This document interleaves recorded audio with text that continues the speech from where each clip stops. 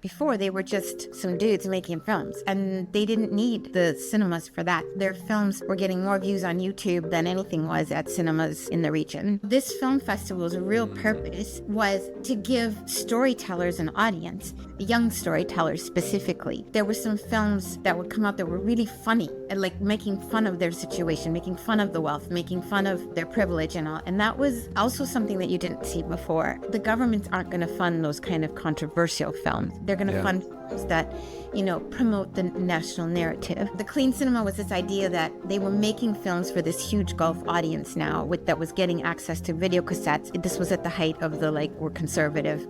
Film going is a big social activity in the Gulf that only really started in, let's say, the late 90s. I think it was them saying, hey, Europe isn't the center of the world. The West isn't the center of the world. We are.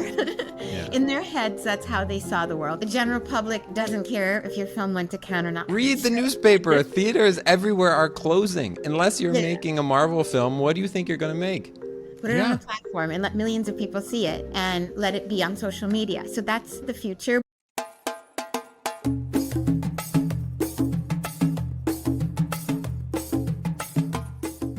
Hey, welcome to the Kawalis podcast. My name is Mikey Mhenna. Today we are actually launching a three-part sort of arc on the Kawalis podcast where we're talking about a book and different chapters of the book, and the book's entitled Reorienting the Middle East, Film and Digital Media Where the Persian Gulf, Arabian Sea, and the Indian Ocean Meet. And it was co-edited by Dale Hudson and Alia Yunis, and I'm very happy that Alia is joining us. Alia is a professor of film and heritage studies. She's a scholar, a filmmaker, a writer, and is joining me today and is hosting two other episodes that will follow this episode. Welcome, Alia. Thanks, Mike. Glad to be here. Yeah, it's really, really great to have you here. Maybe I'll just start with kind of why I was interested in this. Growing up in Beirut, I've always heard, film comes from Egypt, right? Arabic film comes from Egypt. That's where film comes from, and sometimes there's stuff that comes from other parts, the Levant, but really that's the primary source. And anytime something gets repeated by almost everybody, you can tell it's a lie. So I'm curious, as somebody who's spent a lot of time thinking about film from the Gulf, maybe let's start with that term, and why film from the Gulf doesn't really capture, or maybe misleads people. That term misleads people, and people misunderstand what film from the Gulf means. Yeah. I think that you have to also think, what does film mean? Cool. So we have this idea of film as being the stuff that comes out of Hollywood and comes out of Bollywood and comes out of Egypt, this sort of industry. But we're really in a state now where film is many other things. It's, it's digital platforms that people can do with just even their phones. They can create films that'll have millions of views. So this idea of film needing a big budget and a studio has faded away all across the world. You still can't do Star Wars without that kind of those kind of facilities, but you can still make a story that is video based. So I think there's a shift in what is a film, and that's where the Gulf also comes in, because the Gulf embraced digital technology before any other place in the Arab world. I think the Gulf has the highest penetration of smartphones in the world. So it's been digitally ahead of others, and because it was behind others, so it skipped a lot of things in the middle. So it never had film studios because it wasn't there when people were investing in traditional film studios. It didn't have it basically launched with the video cassette. So it really doesn't have this long history. But even with the video cassette, again, when we talk about films from the Gulf, we have to think of the Gulf as a distribution, as a place of circulation of video and film. And also we have to think about it as a place of consumption. And then now we can also think of it as a place of production, especially when we look at Dubai and when we look at the huge amount of money invested in creating that production center. Okay, since we're defining terms, let's actually define when it went from for the sake of this conversation, when it went from a Gulf, like lowercase g, to the Gulf, capital T, capital G. In terms of Yeah, film? like when you're talking about the Gulf didn't have film. Like what is Okay. yeah, what does that actually mean? It's not a political entity exclusively. Like what are you talking about? Yeah, so that's a really good question. I guess it's at the heart of what Yeah. I've been working on for a long time, and this book is also a product of that. Is this idea of the Gulf as a space, a fluid space that is a capital G because it has a shared culture.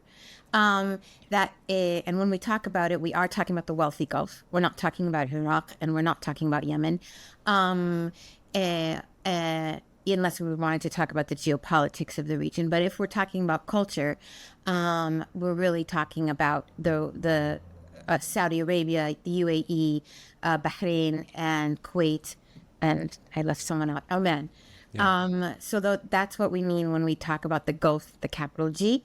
And because those are the countries that formed this fluid culture that, they are, in a lot of them, the minority of the population, and they are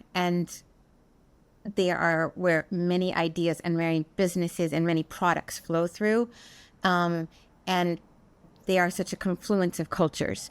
So it's a space that is not just nation states, it's also a cultural space where all these people from all over the world come for different reasons, and they don't come for immigration. So it's different than other places. There's no opportunity to become a citizen. So it's for business. But within that, you now have families that have been there several generations, like Lebanese families and Palestinian families and Indian families that are, their third, sometimes fourth generation of having lived there. So they don't have citizenship, but they are citizens of this space. It's the place they know how to operate in. It's the place they're comfortable in. It's their home. Yeah. Okay, so maybe let's frame the book, and we'll use the book sort of as a way into this conversation. And so yeah, maybe like if you could describe the conceit of the book to like a classroom of university students. What's the point of this book? So the point of the book is to show that the Gulf is not about camels, deserts, and oil.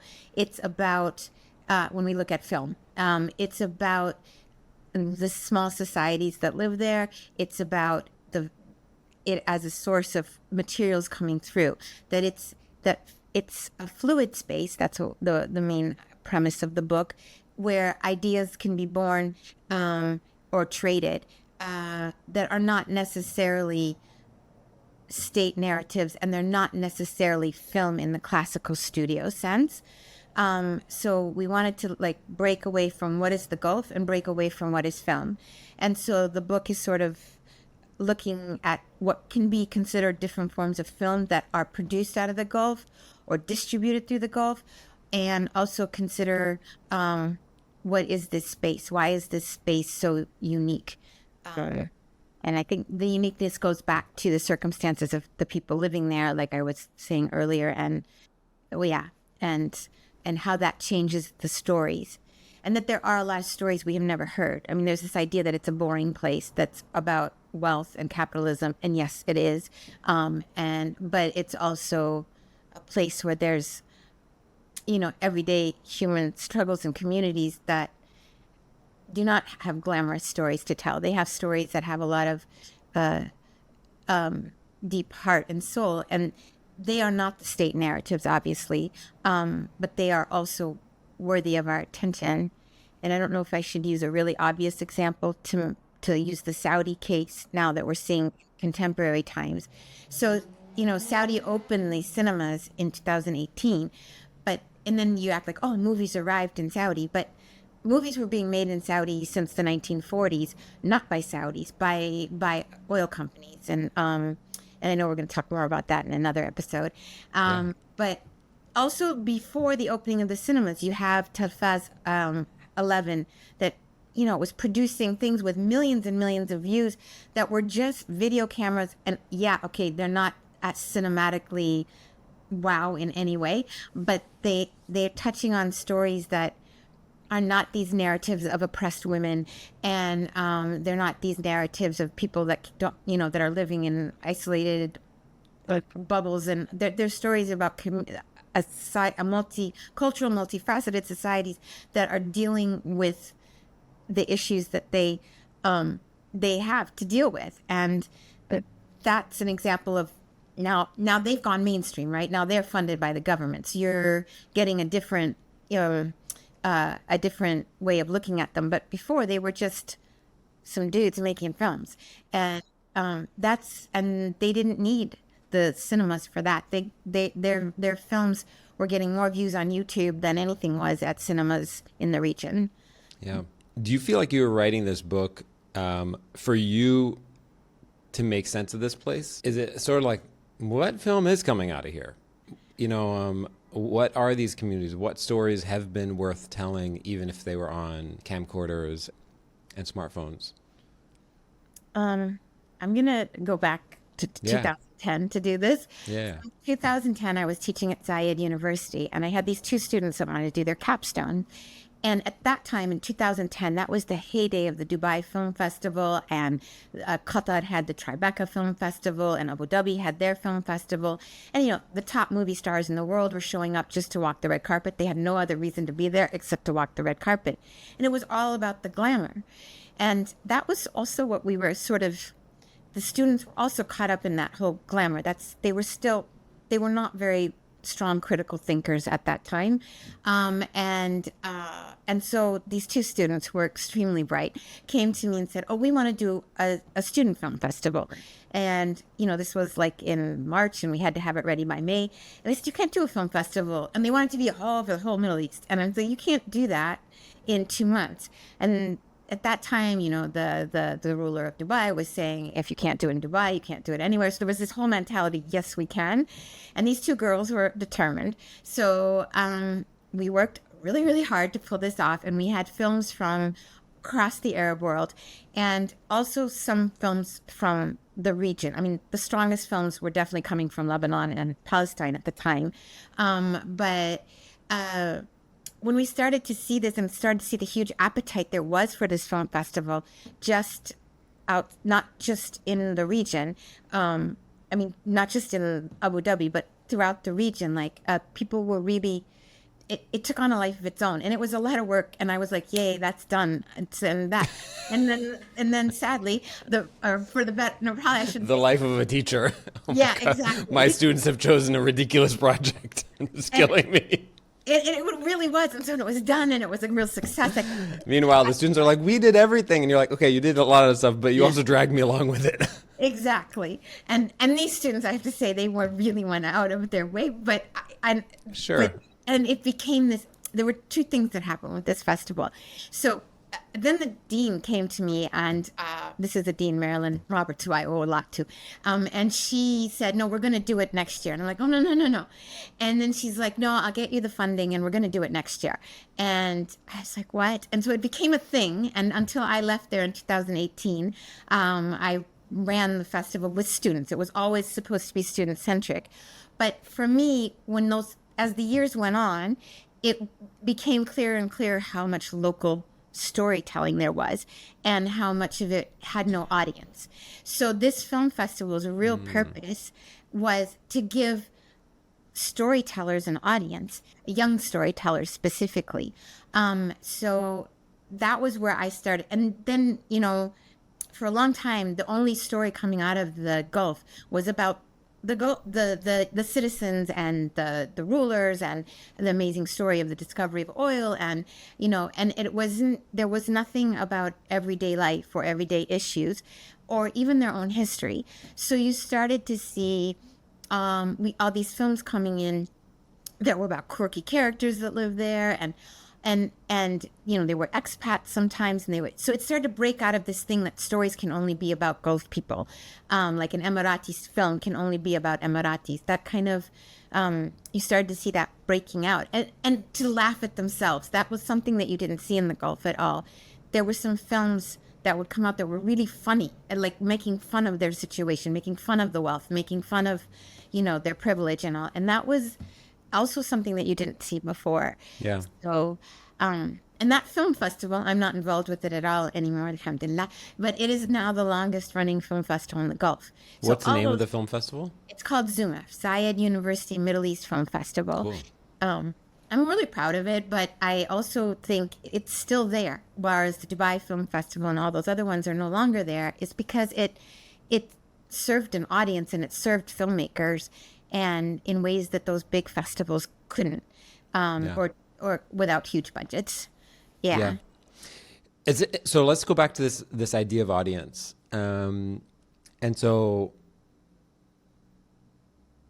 has an audience sort of snowballed? Because I guess part of what I'm confused about is because when people say there was no film scene, what they're talking about is sort of like celluloid film and red carpets and cinemas and stuff like that. But as you said before, there's always been storytelling using moving images, whether they were at VHS tapes or however, and especially after 2006, the advent of YouTube, and then all of a sudden stuff gets really gets moving.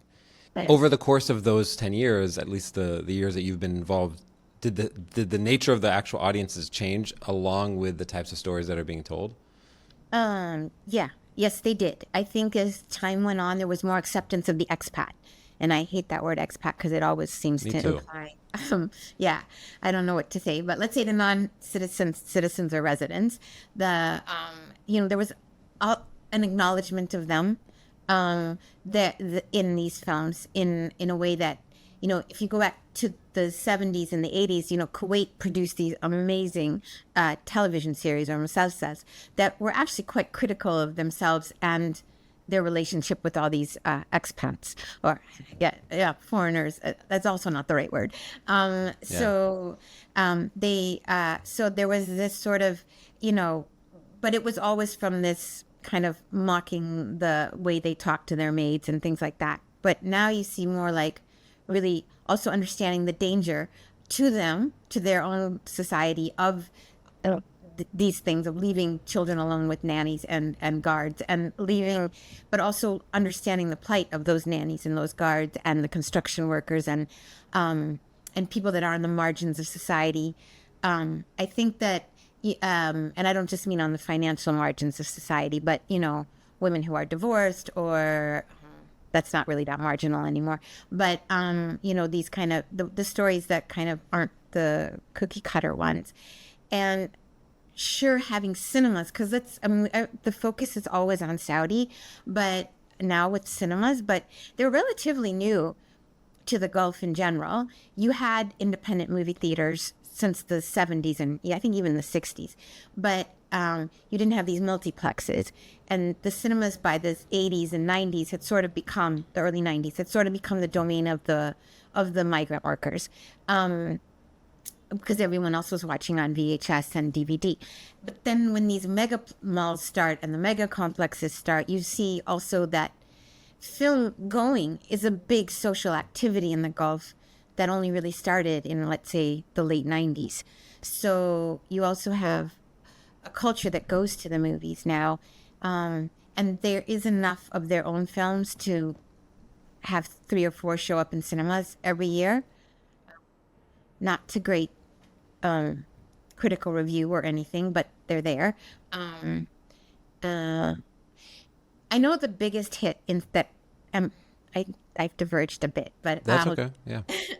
the biggest cinematic hit of an Emirati film, let's say, to play in the UAE was about the war in Yemen. I'm blanking on the name now. It came out a couple of years ago, and it was a huge hit, and it was very much in that Hollywood way of looking at America, like we're the heroes, we came in, we saved the day. It was that, and it did huge, because there is still this need for nationalism also, needed not only by the rulers, but also by the people to have this, because you have and it's, nationalism is huge there. I think the only place I've ever seen it huger is in the United States, and I don't think it's as huge in the United States, actually, or maybe France. But even then, it's really this really strong nationalism, And so that's also part of the reason film is kind of, I don't want to say weak, limited in the big cinema. It's kind of limited because the governments aren't going to fund those kind of controversial films. They're going to film the films like this one. They're going to fund films that, promote the national narrative.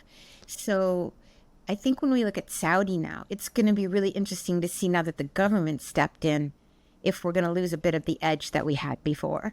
Maybe let's, can we go through some of the history? Just if we can go back to, maybe we'll go back to the 40s and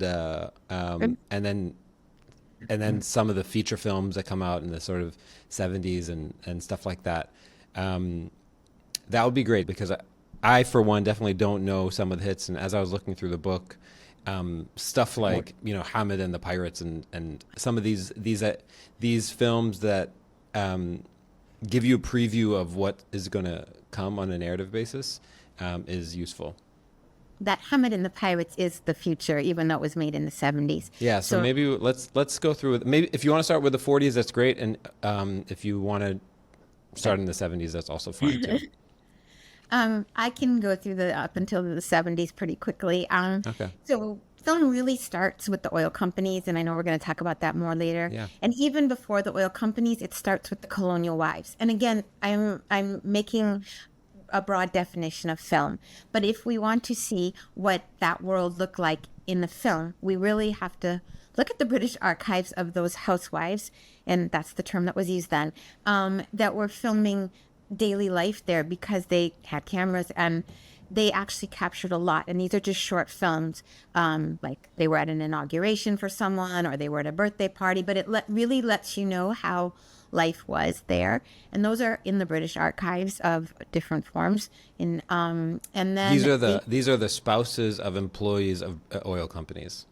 No, even before the oil companies, you had in the sort Gulf, of like the British officers. British officers of the military.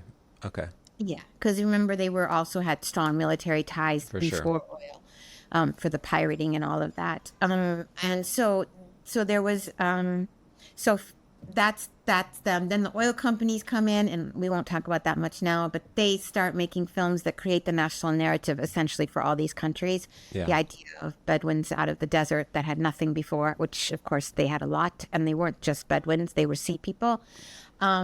So then you have it go, and then those basically stay there. In 1970, it's 71 or 72, two films come out that are actually really important.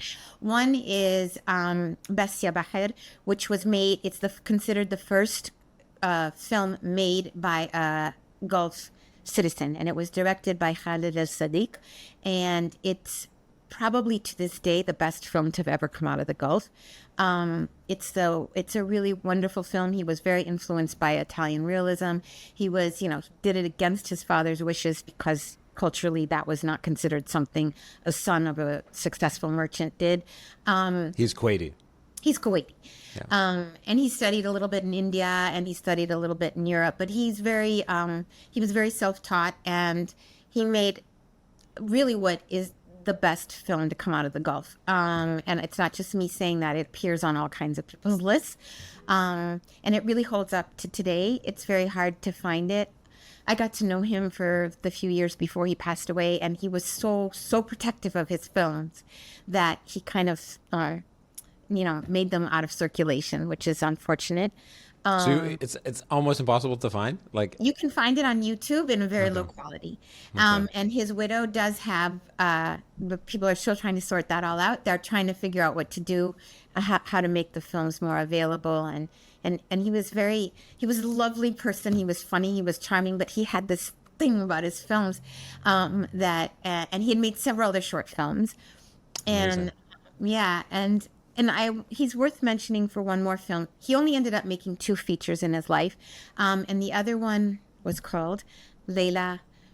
It was based on a Tayyib Saleh novel, and it was set in an unnamed African country, but it was made in the mid 70s, and it was during that whole pan-Arab cinema where people, which was really across the Arab world, there were these independent filmmakers trying to make non-Egyptian films that were kind of more influenced a lot by independent European cinema, and this idea of third world cinema.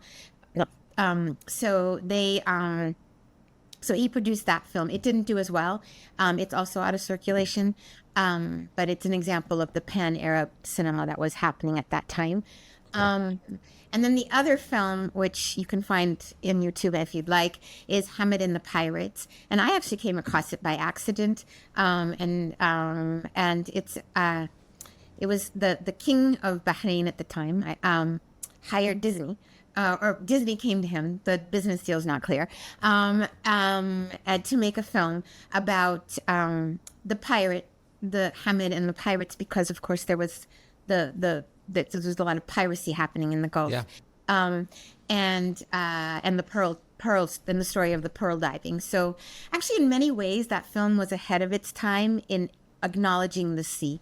And it was really only till recently we see people acknowledging the sea as part of the culture. It's not a good film. It's a very stereotypical Disney film made for kids in the 70s with the omniscient narrator and all of that. But it's the first time a Gulf ruler understood the value of film, and he understood an American audience and an international audience that Disney had. So he went right to the top.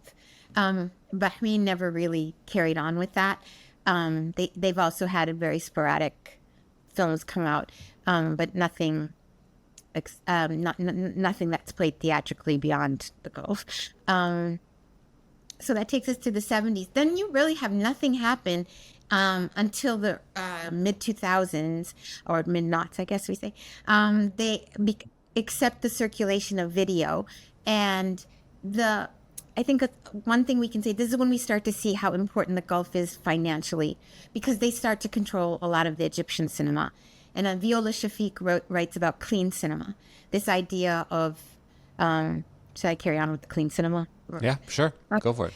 The clean cinema was this idea that they were making films for this huge Gulf audience now that was getting access to video cassettes, but they wanted to, this was at the height of the we're conservative moment.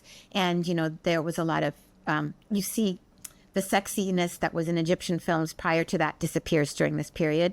And you see a lot of references to Islam and conservatism. That was also sweeping Egypt itself. But part of it was to feed the Gulf market at the time. And there's a huge circulation of Bollywood and Hollywood films, pirated versions going through. So film consumption was based on, like it was throughout the Arab world, actually, right, on these really pirated videos that were poor quality, but at least you got to see the movie.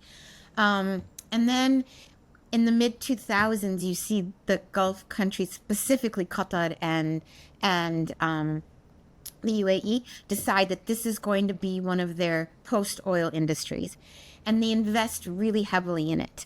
Can I ask you a question? I feel like historically there's always been so much emphasis on stuff coming out of Jeddah as well. When did that sort of point happen? Or maybe I'm misinformed. No, you're not. Jeddah, actually, I think Jeddah has always been a cultural center but government-wise, nothing was happening. Yeah. So there was not, it was only now in these last 2-3 years that you see the Saudis involved financially. Little independent stuff was happening out of Jeddah, but nothing that was going beyond this circle of Gulf. Actually, there was something that started in the 90s, I should mention, called the Emirates Film Competition. And it was started by the guy who would eventually run the Dubai Film Festival. And these young Gulf Arabs who wanted to show each other what they were working on. And they were all working and changing, and they would meet and share these DVDs. And they would be from all of these Gulf with a capital G countries. Yeah.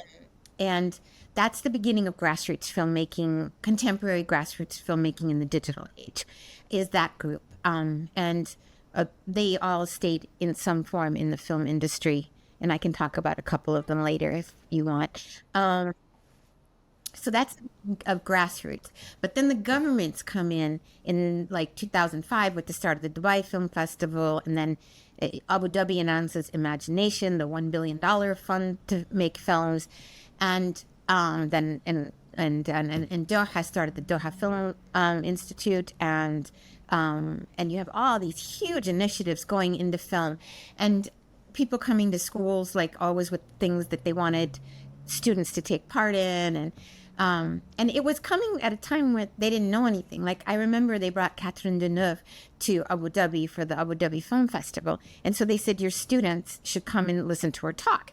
And I told the students, Catherine Deneuve is here. Would you like to go listen to her talk? Who? And then I explained who she was, and their reaction is, she's really old. And I said, yeah, but she's like a legend, and would you like to? And they're like, no.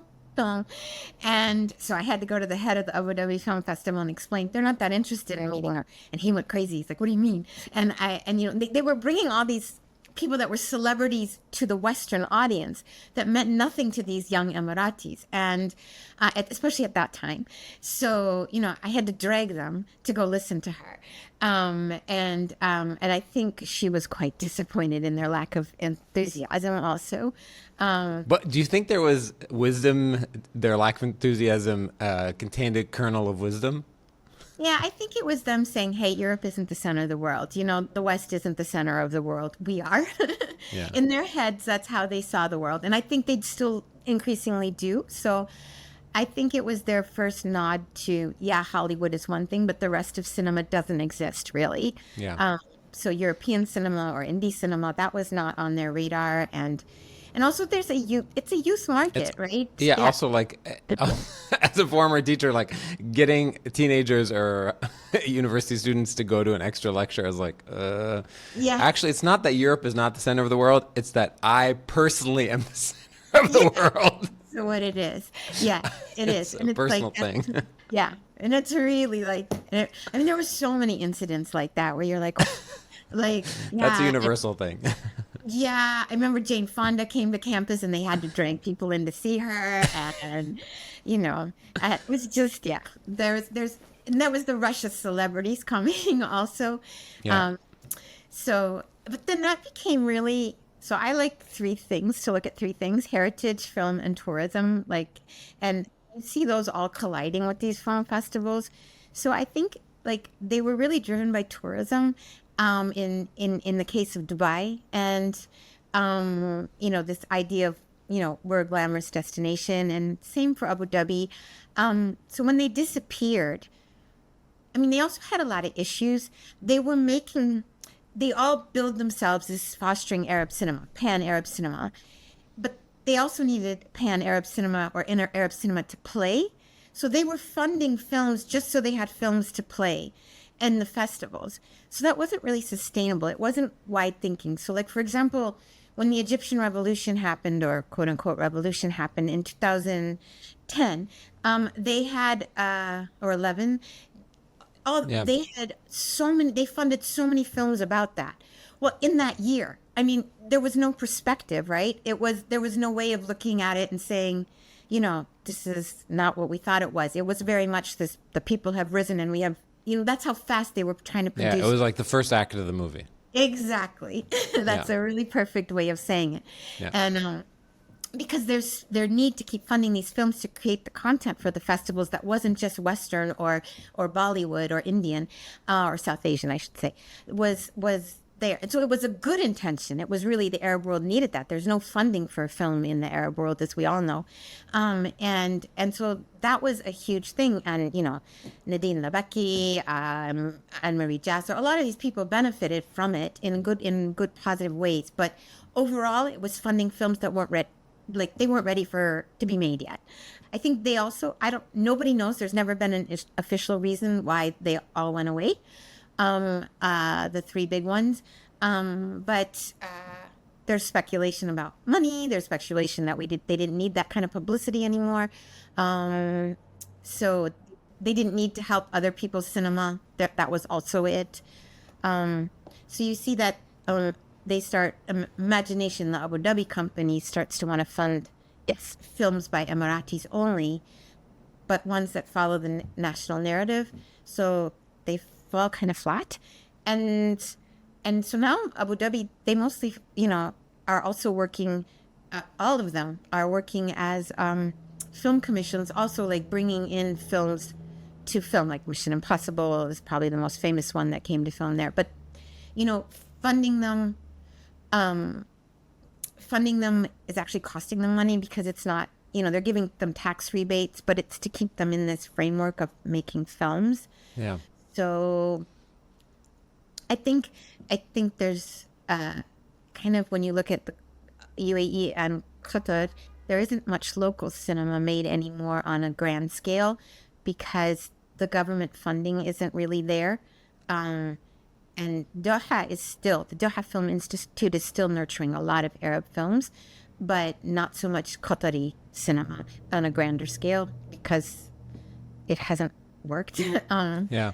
Yeah. How about, can I ask you about sort of, so I want to talk a little bit about like cultural erasure and this sort of like single story and the really single narrative that is being put forward in this really top-down way, which is not unique to the Gulf. This is top-down sort of single storytelling is what governments all over the world have done for as long as there have been people. I'm curious about how the effect of that, or the attempt to do that, has evolved as we've had this sort of technological democratization of storytelling because of YouTube and smartphones, and how easy it is to make stuff now, and how easy it is to distribute, and there's no control on the distribution of it. So how do you feel that has changed? The types of stories that are being told and the types of stories that people are actually wanting to watch? That's a good question. So I think if you look at those original filmmakers, the ones that started that Emirates Film Competition in the 90s and all, and they were really young there, so they're still active now they're demoralized, right? There's a sense like, okay, now what? Now we're still not getting funding for really to really dig into bigger stories, and so there's actually no government. I don't want to say no, not much government support anymore in those two countries. If we like, I'll stick with those two because they're the ones that really tried for film, and Saudi Arabia is newer at the game. So I think there's a sense of defeat that this somehow, if you look at the films those guys were making up until, they had a lot of, again, they were digging deep into the culture and the problems between genders and the problems in marriages, and they were digging deep into their issues, and they were making films for themselves. Now, a lot of the time, the idea is you're making a film for a film festival, so they've kind of become like the Western model also, where you have to think, what am I going to do with this film? And so, the governments want them on the international stage. They want them at Cannes. They want them at all these places. So the films are being driven for narratives that get you there. And so there's a bit less time spent on making films that are maybe the ones that come from their heart. Yeah. Yeah. But okay, so that is like that gets to the natural sort of tension between capitalism and art, artistic production, and which is true everywhere. It kind of gets back to this idea of like, are there stories that do resonate?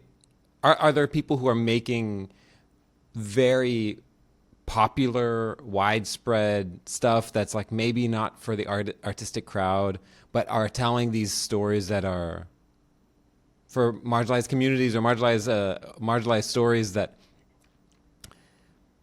there is clearly an audience, because those they're not marginalized. They're just, it's not by marginalized. It's not that they're small minorities. They're huge swaths of people and a huge parts of the story of the region, namely sort of folks from Africa, folks from other parts of the Arab world, folks from South Asia, folks with Iranian connections. Like, this is a huge part of the story.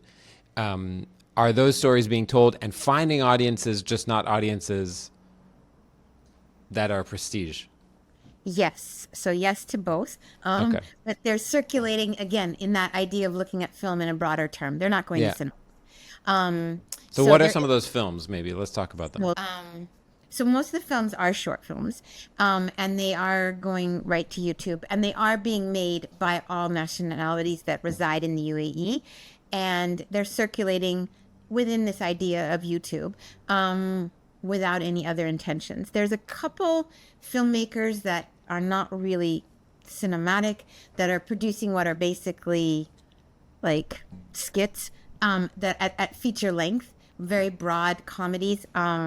There's one guy, blank on his name, it'll come to me in a second. He does so many. He does it probably at least one a year, and he releases them himself in theaters. Like he funds his own release.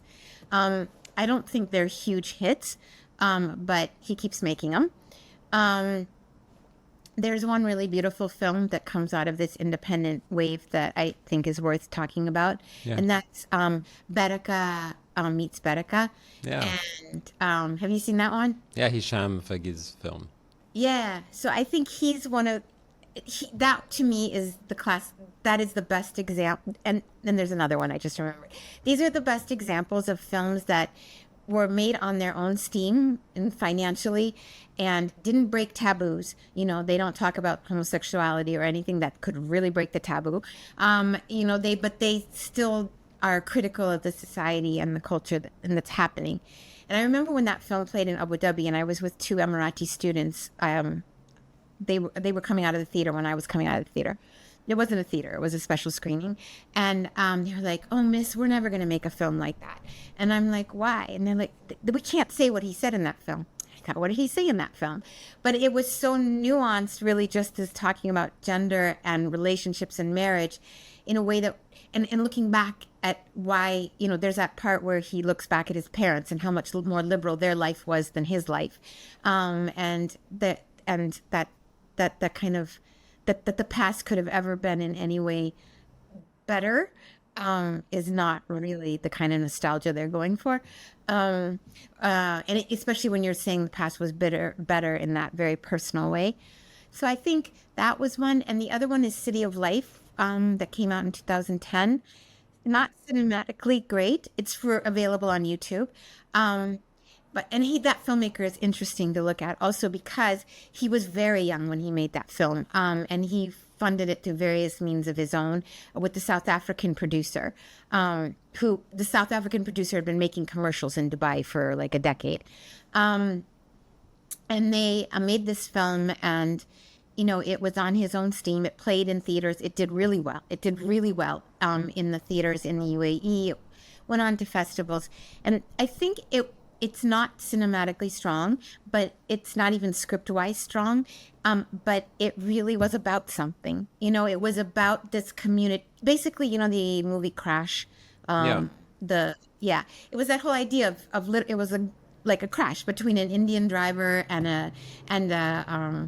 two Emirati dudes that were like out kind of being wild and crazy, and a European woman. So he tried to cover this whole society through this crash and how these three people's lives were impacted and how they live in Dubai but never cross paths, except in a tragic accident. So I think that film is actually very accurate about how life is there, and I think he captured it in a really nuanced way for a first-time feature.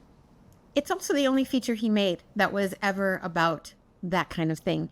He made another movie called From A to B, which was a road trip between three Arabs of some different backgrounds, that have to go on a road trip for the sake of a friend, and but you know, so that was a bit of a pan-Arab moment film. But I don't think he went on to do a horror movie. He went on to do these things that were not, and because those are what imagination funded for him. And now he basically does commercials. So I think it's hard to keep that appetite going. But on YouTube, you see tons of stuff, tons of really funny stuff, sad stuff. And they find ways to submit to short film festivals in other places. But you see a lot of stuff coming from the Filipino community and the Indian community that's just very homemade. Um, and so that, but they're dealing with their daily lives and what Yeah. their lives are like. And you see students that pick it up also, student films. That's probably where you see the most telling things. So here's a question for you. Yeah. Why should we care about film festivals? Um, yeah. So Why? I mean, like, it Yeah. makes no, to me as a non-filmmaker, Mhm, it makes no sense to me why we care about film festivals. Yeah. Why not? I was speaking to a filmmaker friend of mine who Right. has finished their film Right. and they're, trying to submit it to a million festivals. And I'm like, why don't you just put it on YouTube? I don't understand. Like, no one Yeah. will see it. No one sees it at these festivals. Right. Right. For years, you have to travel around, get it submitted. No one sees it by the time it is available. If it's ever available, it's kind of missed a moment. You don't even resonate with you anymore. You've moved on 3 years later. Yeah. And that's best case scenario. That's if you have actually made it into these festivals. Yep. I'm 100% with Why? What is the stranglehold on the imagination of some of the most creative people in the world? Why does the film festival have this crazy stranglehold on these people? What do they get out of it? I don't get it. legitimacy. Legitimacy With who? amongst the film community. But you're right. Like the general public doesn't care if your film went to Cannes or not. Well, Cannes, let's say, okay, even in Okay, the general there's like public. 4 that they care about. Yeah. But those little feathers, the wreaths, we don't Yeah. care. No one cares. You want to know, like, because as a filmmaker, also, I know that the wreaths count for you getting distribution. But then again, But distribution, how? Yeah. Worldwide distribution is available to everyone. Yep. Yes. But the money, it's the monetization of it too. So, like, if you get a film in a film festival, then your dream is that it plays theatrically and somehow doesn't lose money theatrically, which almost never happens. Which never happens. Yeah. Read the newspaper. Theaters everywhere are closing. Unless you're Yeah. making a Marvel film, what do you think you're going to make? I know, the exception being the Gulf when it comes to theaters closing, by the way. Sure. Yeah, but no, I agree with you. Like, that's a whole other, like, I've thought about it as a filmmaker and I'm with students, where they're just so desperate to get their films into festivals. And I'm like, that festival is only going to give you those laurels. And maybe nobody is going to even come see your film. But if you put it on a platform, then, and you're not going to make money on a short film anyway. So what do you care? Put it on Yeah. a platform and let millions of people see it and let it be on social media. So that's, I think, more and more the future because you're not investing a lot in money. But if you're investing a lot, like there's producers from Germany that have invested and producers from, wherever, it doesn't matter. Those producers want that payback of it playing in a film festival and the cachet of it playing in a film festival. But for a filmmaker that doesn't have those kind of producers, then first of all, those producers run the film festival circuit. So if you're not with one of those producers, it's pretty hard to get into those festivals. So it's an inner circle just as much as Hollywood is, and so you can break in, but it's not going to do you much good. I don't, in general. So I think we're seeing that change. And I do think the Gulf is important as a place to look at that changing, that, a lot of people have launched things and it's very successfully on like Telfaz 11 and all Yeah. these. So maybe they're understanding I don't need it on a film, on a festival circuit. Yeah, I think if there's going to be a worthwhile, before I sort of editorialize, let me just ask you a question. Let's say a group of your students are hanging out with you and they say, we are in a golden age of cinema in the Gulf right now.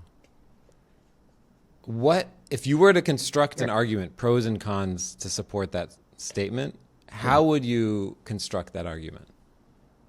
Okay, too early to say if this is a golden age, for one thing. Second of all, I don't know what golden age means. Are we saying this is the best we're ever going to do? Because I hope not. Are we saying that it's better than anything that's ever come before? I'm not sure. and so it's really, I don't think we can call it the golden age of anything. It's not. It's too early, and things could get better or they could get worse. So, like if Abu Dhabi had carried on that trajectory of City of Life and another film called Sea Shadow and all of that, then you would have had, maybe we'd be saying this is a golden age, but it's like one or two films and then it's over for everybody. I don't know. Yeah. And same for Saudi. They're producing a lot now and they're producing good stuff. But let's see where it takes us. Yeah. Okay.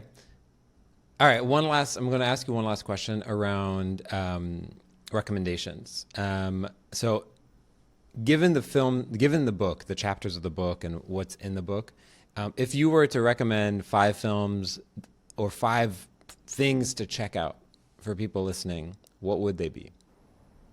Try to see Basya Bahar somehow. Try to see an oil company film. Probably Farewell Arabia is readily available online. Who made Farewell Arabia? Farewell Arabia was made actually for the oil companies, but not by the oil companies. It was made, it was a cooperation with an Australian, American, and I think even British company.